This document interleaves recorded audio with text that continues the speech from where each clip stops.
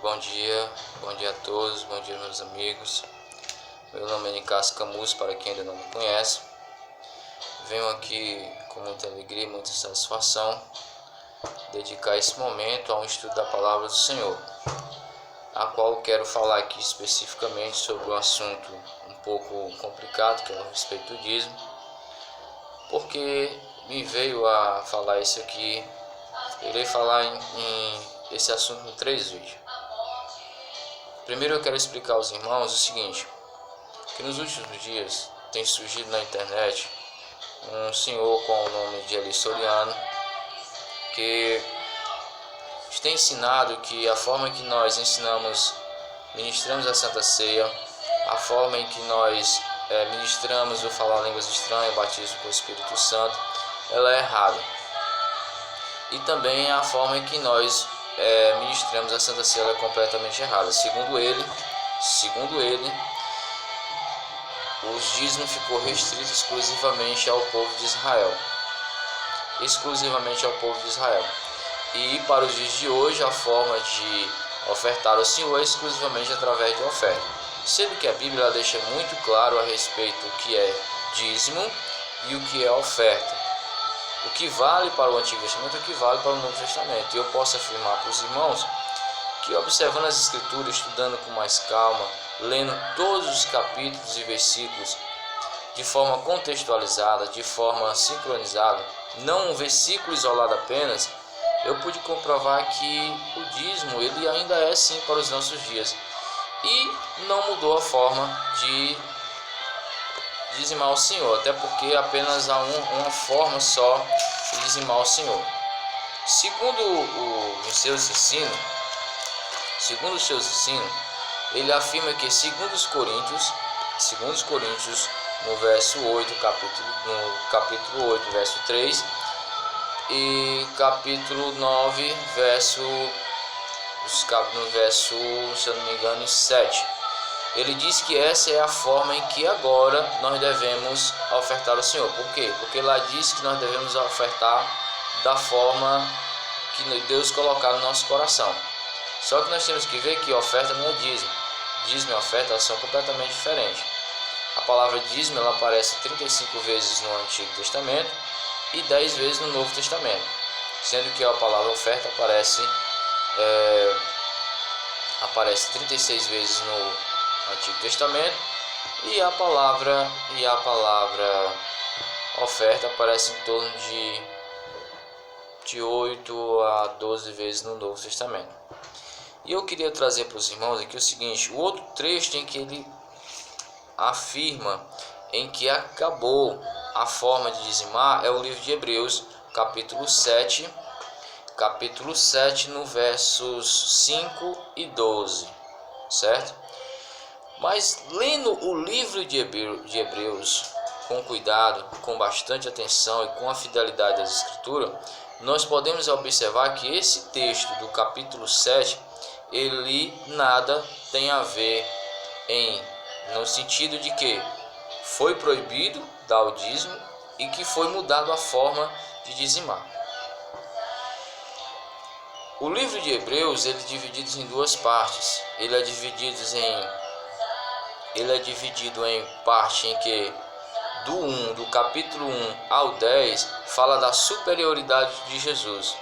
Ele fala da superioridade de Jesus, certo? E eu queria convidar os senhores a observar, eu não vou ler todos, mas apenas a epígrafe dos textos para que nós possamos ver de que trata esses primeiros livros de Hebreus.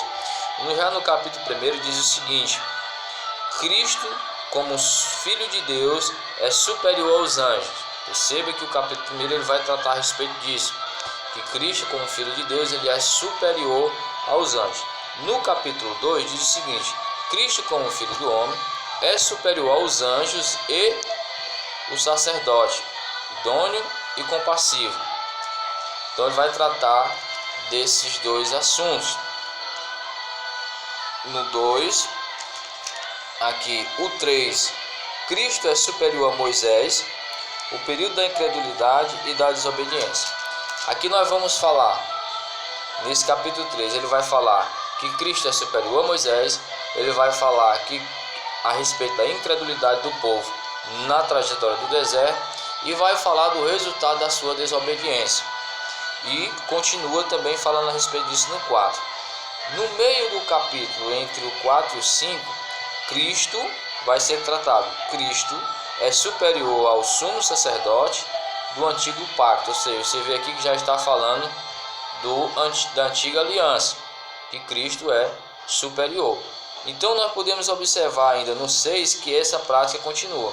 Então chegamos no capítulo 7, a qual vamos estudar ele agora, versículo por versículo.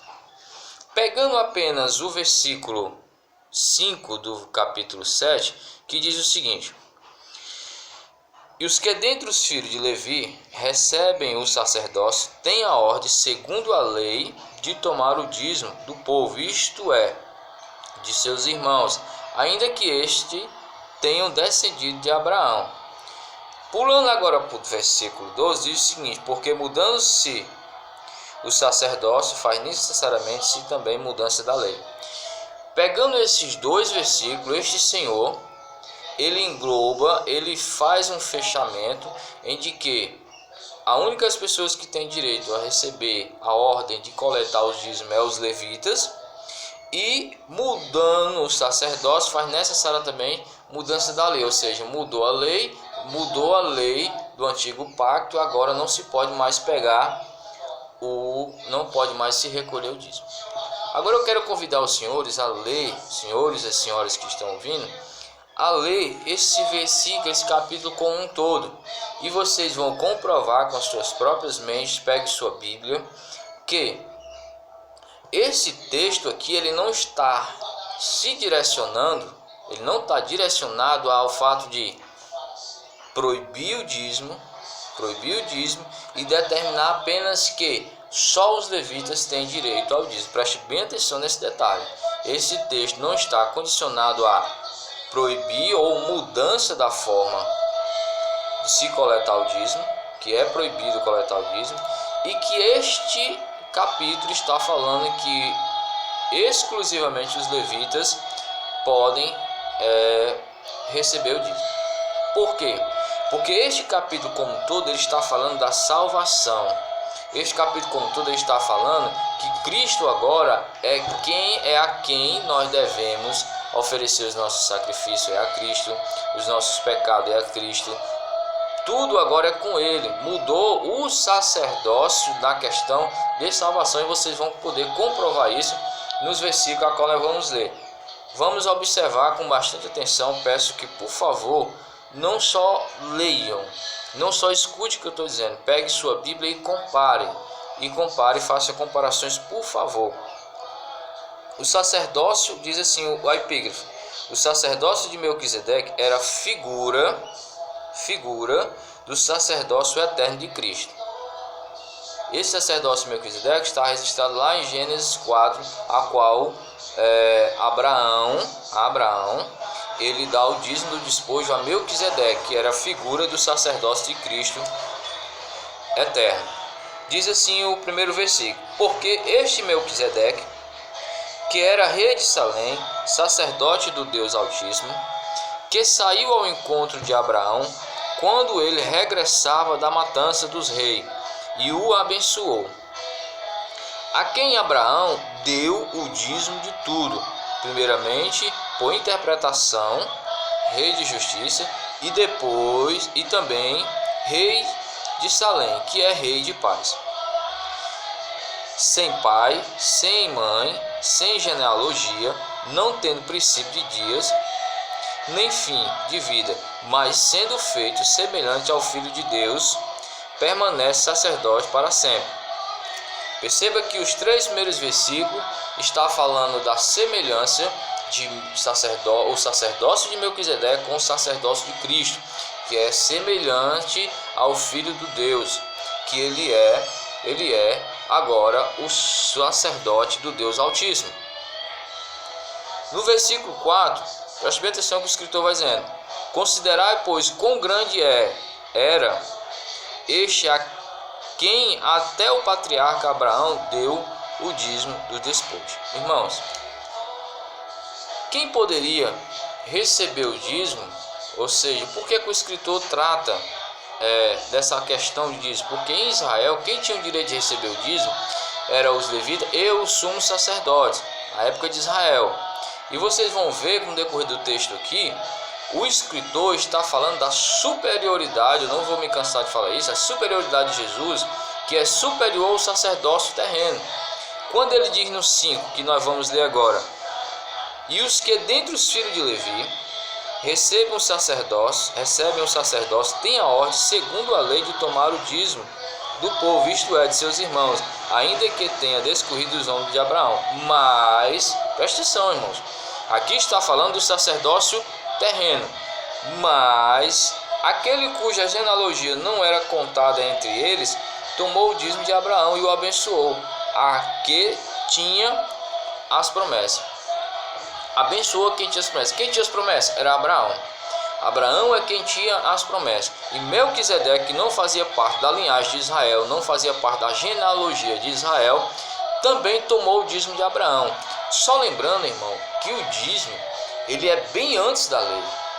Então não é a lei que vai dizer exclusivamente quem toma, quem não toma, mas a lei, o dízimo, ele é antes da lei, bem antes da lei, certo? Então, e sem falar que isso também era uma prática do mundo antigo de tomar a 10ª parte dos despojos. Por isso Abraão também, por livre e espontânea vontade, ele dá o dízimo a Melquisedeque, que não fazia parte da linhagem de Israel. Diz assim o 7, irmãos, vamos compreender. Ora, sem contradição alguma, o menor é abençoado pelo maior. Quem é o menor aqui? Abraão, que era o que tinha as promessas. Quem é o maior? Melquisedeque.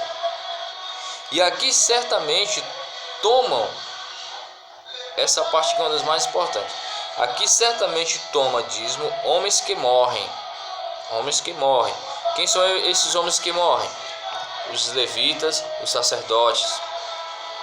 Ali, porém, aqueles de quem se testifica que vive. Ali, porém, se testifica aquele que vive. Quem é aquele que vive? O Senhor Jesus, o sumo sacerdote, que é o sumo sacerdote eterno. 9.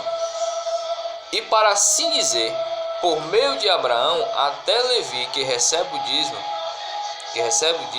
pagou o dízimo. A quem Levi pagou o dízimo, irmãos? A quem? Levi pagou o dízimo ao sumo sacerdote, a quem ele era direito. Para você ver que ninguém está acima. Ou seja, Levi, a tribo de Levi, que tinha a ordem de tomar o dízimo, até ele pagou o dízimo ao sumo sacerdote, mostrando aqui a superioridade do sumo sacerdote. Lembrando que o sumo sacerdote a qual nós estamos tratando aqui, o escritor está fazendo uma comparação do sacerdote terreno e uma comparação do sacerdócio celestial, que é o de Cristo. Diz assim o 10: porque ainda ele estava nos lombos de seu pai quando Melquisedeque lhe saiu ao encontro. Quem era esse que ainda estava no lombo do pai? Jesus Cristo. Quando Melquisedeque saiu ao encontro de seu pai, saiu ao encontro de Abraão, Cristo ainda estava nos lombos de seu pai, ou seja, não estava com o pai ainda, certo? De sorte que, se a perfeição fosse pelo sacerdócio levítico, preste atenção para que você entenda literalmente que esse texto está falando da superioridade de Cristo. De sorte que, se a perfeição fosse pelo sacerdócio levítico, porque sobre ele o povo recebeu a lei, que necessidade havia logo de que outro sacerdote se levantasse, segundo a ordem de Melquisedeque, e não fosse chamado segundo a ordem de Arão? Um outro sacerdote, segundo a ordem de Melquisedeque, é o sacerdócio eterno, o sacerdócio que não morre. Você perceba que está dizendo que não é uma ordem segundo o sacerdócio de Arão, que era quem tinha a promessa dada por Deus, que toda a sua descendência seria uma linhagem de sacerdotes. Mas aqui o texto deixa claro que não fosse chamado segundo a ordem de Arão. Aí vemos o texto célebre, o versículo célebre que diz: porque mudando-se o sacerdócio, necessariamente faz-se também mudança da lei. Mudou o sacerdote. O que havia em Israel, geralmente quando mudava o sacerdote, algumas leis eram mudadas. E aqui nós estamos vendo o seguinte: mudou o sacerdócio. Mudou o sacerdócio. Do sacerdócio. Qual foi o sacerdote que mudou aqui? Mudou a ordem sacerdotal do sacerdote terreno, que não é mais dessa forma, para agora um sacerdócio eterno, sacerdócio que não mais vai morrer. Quer dizer assim, porque aquele de quem essas coisas se dizia pertence a outra tribo, da qual ninguém serviu ao altar, visto por ser manifesto que nosso Senhor procede de Judá, concernentemente a essa tribo nunca Moisés falou de sacerdócio. Percebeu aqui a mudança, irmãos? Vocês percebem aqui a mudança? Que essa mudança de sacerdote foi mudada completamente da linhagem de Levi. Agora a sacerdote vem da tribo de Judá, que era prometida lá atrás, que o Salvador, o rei, ele ia surgir da tribo de Judá, da linhagem de Davi. Compreende aí o mistério da coisa? E muito mais, 15, diz assim, ó, e muito mais manifesto é ainda, se a semelhança de Melquisedeque, se ele se levanta outro sacerdote. Vamos lá, irmão. Muito mais manifesto é ainda se a semelhança de Melquisedeque se levanta outro sacerdote, que não foi feito segundo a lei do mandamento carnal, mas segundo a virtude da vida incorruptível. O sacerdócio de Cristo, ele não foi feito segundo a lei carnal, a lei do homem. E é exatamente isso que esse versículo está tratando. Ele não está dizendo, esse capítulo não está dizendo, irmãos, que é proibido, é isso que eu quero que os irmãos entendam, que é proibido tomar o dízimo porque mudou a lei, porque a lei está falando aqui de salvação. Nós vamos ver aí nos outros versículos. E que a única pessoa que tem direito de tomar o sacerdócio, de tomar os dízimos, é Levi. Perceba que mudou a lei. Perceba que mudou agora a forma sacerdotal. 17 diz assim, ó: porque dele assim se testifica, tu és sacerdote eternamente, segundo a ordem de Melquisedeque, porque o presente mandamento é abrogado por causa da sua fraqueza e inutilidade. O presente mandamento é que está falando a forma de se buscar a salvação, porque todos nós sabemos, o mais simples leitor da Bíblia, que as ofertas que eram feitas ao sacerdócio era em justificação, na sua maioria, aos seus pecados.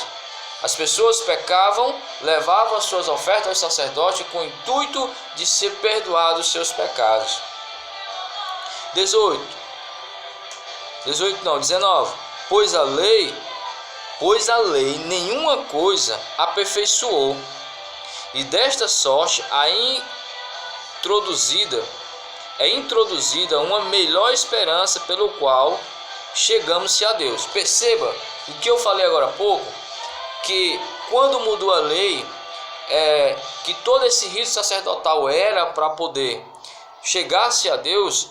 Agora uma melhor esperança, no versículo 9 está dizendo, pelo qual chegamos-se a Deus. Que melhor esperança é essa? 20. E visto como não é sem prestar juramento, porque certamente aqueles sem juramento foram feitos sacerdotes, sem juramento, por quê? Mas este com juramento, porque aquele que lhes diz, jurou o Senhor, e não se arrependerá, tu és sacerdote eternamente, segundo a ordem de Melquisedeque. O que foi feito sem juramento foi o sacerdócio terreno. o sacerdócio terreno. E o que é feito agora com juramento, o juramento do Senhor, Deus Todo-Poderoso, do Senhor, fez Jesus sacerdócio eterno. Mas este juramento, por aquele que ele disse, jurou o Senhor, e não se arrepende. Veja, o Senhor não se arrependerá. Tu és sacerdote eternamente, segundo a lei de Melquisedeque, que não faz parte da linhagem de Levi. 20. Mas este com juramento, por aquele que ele disse, jurou o Senhor, e não... Desculpa, 22. De tanto melhor conserto, Jesus foi feito fiador. De tanto melhor conserto, Jesus foi feito fiador. Então você consegue compreender aqui agora que a questão sacerdotal era para que o sacerdócio servisse de intervalo, de intermédio entre nós e Deus, quando ele levava os sacrifícios até a Arca da Aliança. Continuamos o texto para que possamos entender. Mas este, porque permanece eternamente, tem um sacerdócio perpétuo, Jesus.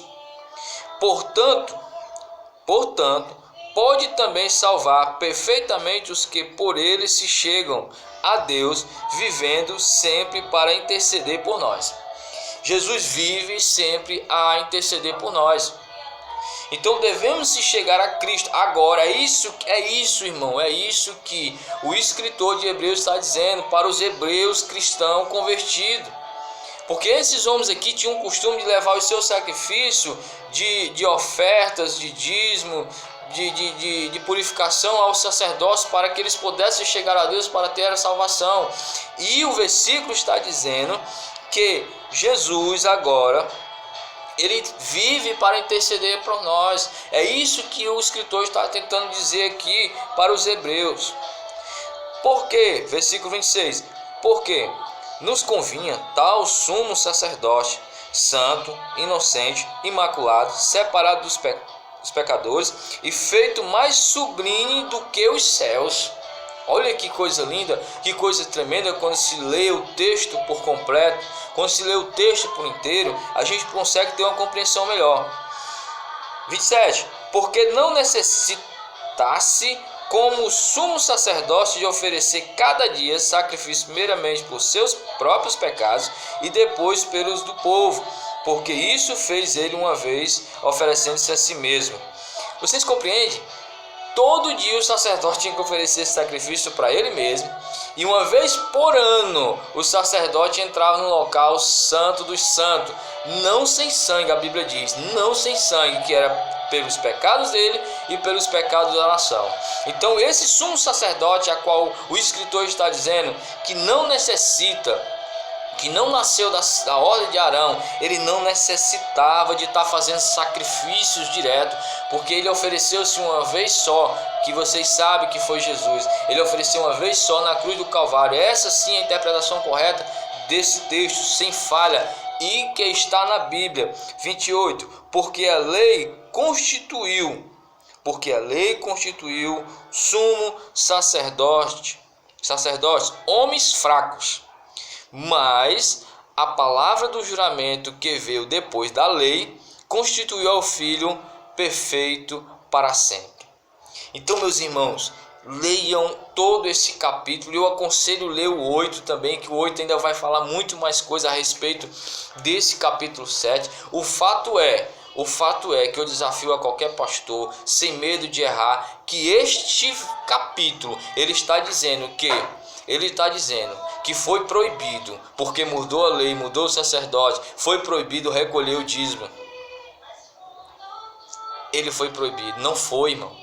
E eu digo também, porque essa comparação que está aqui, dizendo aqui, que dentro das 10 vezes que aparece,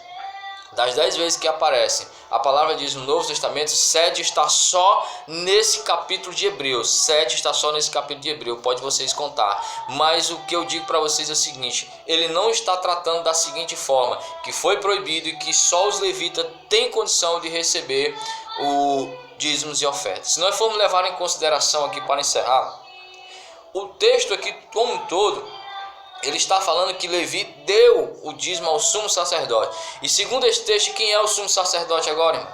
Quem é o sumo sacerdote agora, senão Jesus Cristo? Então devemos analisar o texto com muita cautela, com muita calma, para que nós não possamos ensinar errado, porque o Senhor Jesus disse: a quem muito é dado, muito é cobrado, para que nós não venhamos aqui fechar as portas do céu para as pessoas, porque há pessoas que têm maturidade de ouvir isso aqui e não sair da igreja, apenas mudar alguns hábitos, mas há pessoas que vai ouvir esses ensinamentos errôneos na internet e vai querer até se afastar da igreja por achar que seus pastores estão roubando eles.